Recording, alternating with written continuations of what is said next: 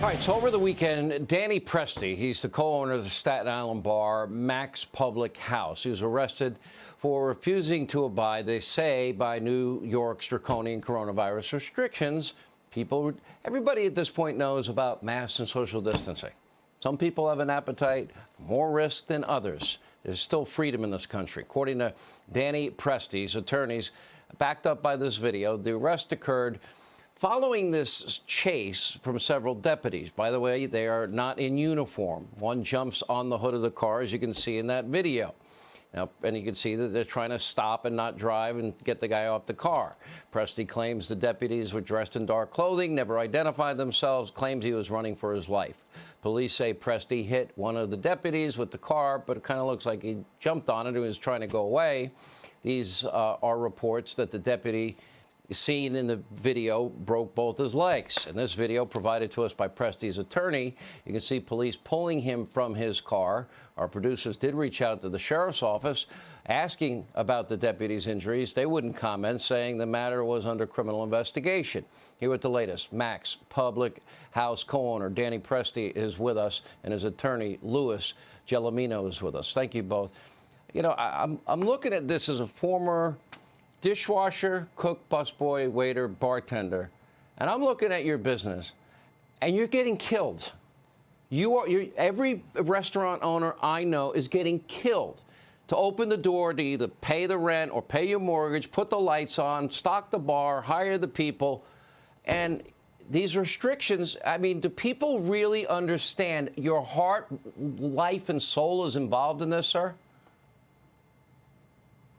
Yeah, everything, we put everything into it, just like all small business owners. And that's the whole reason why we started all this, was to bring attention to it and say we need assistance or we have to be able to open in a safe way. But just what they've been doing to us wasn't acceptable, with just dragging this on for as long as they have and continuing to do it. Now, I'll get to the incident that we have on the videotape, but let's be clear here.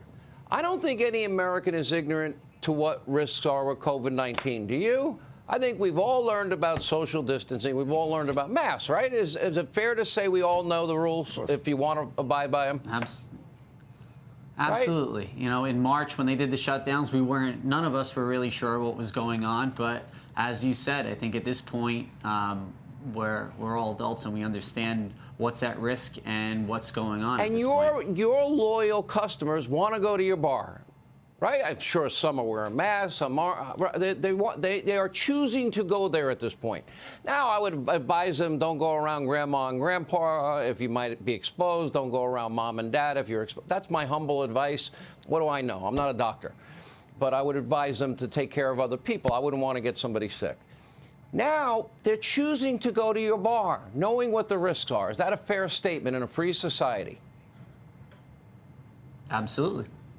Right? And, okay, I happen to be a freedom guy myself, inform people, you know, encourage them to do the right thing. All right. Now the question is, these cops were undercover, right? They were not in a marked car. Is that true? Absolutely, Sean. That's absolutely true. They were undercover. They were dressed almost completely in black. They had black skull caps on, and they actually came out from between two blocked cars at 12:20 at night, 25 yards away from Danny, behind him, and yelled, "Hey, Presti," and started charging towards him.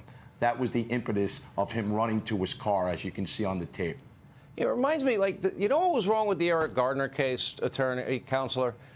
Why are they arresting a guy over selling a Lucy cigarette to begin with? How stupid is that with limited police resources, right? Okay, you're going to your own car. Now, I'm sure they'll say that they did identify themselves. I don't know if we have audio that backs you up. But the bottom line is, the way I saw you pulling away, you're trying to say, get out of the way. And you're going slow to start. So obviously, you're scared here, too. Am I wrong in my interpretation of that? You know, I was scared the entire time. I was scared the entire time from the entire ordeal that happened. I was running for my life, because that's exactly what I thought was happening. At no point did I think that those were sheriffs. You have no idea who these guys are chasing you. Now, you both know I love cops. I'm a big police supporter. So do we. Yeah, Sean, so do we. These were not NYPD cops. These were sheriff's deputies in black clothes that in the police complaint, it says they didn't identify themselves. They just yelled, "Hey, Presti." At no point did they identify themselves as sheriffs or any type of law enforcement or show any type of badge. I don't know if I should like that. reveal this, Danny, but I actually know cops that are telling you privately, whispering in your ear, they don't want to do this to you. They're being forced to. Have you heard that from cops?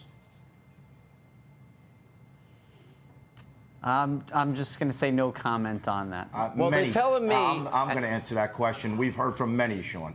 That They don't want to be doing. It's like they don't want to arrest a guy for for selling loose cigarettes when you got guys selling heroin and fentanyl down the block. We're wasting. Now we got $1 billion in cuts.